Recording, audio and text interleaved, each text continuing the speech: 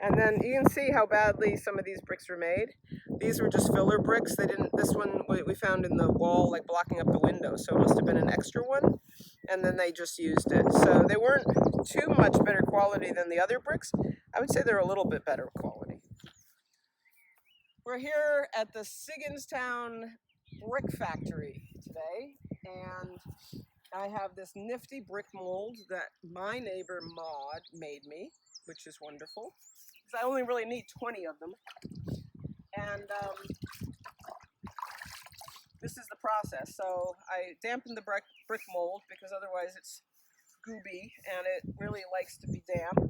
Put some sand. I'm putting some sort of mostly fine sand in there.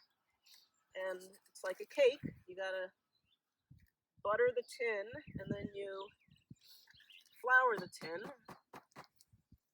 Shake it off, so that's the inside. All right. Trying to slam it in there, A, to fill the cracks, B, to get rid of any air pockets. And I have found that the hardest parts are the corners.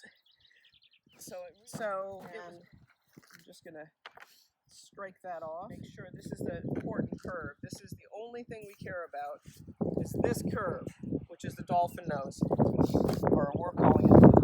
So just kind of shake, rattle, and roll. God for that.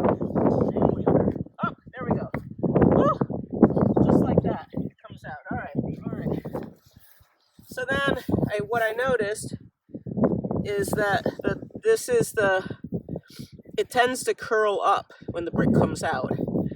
And then this is the edge I have to kind of curve a bit more, because our mold is not exactly the same as the original brick.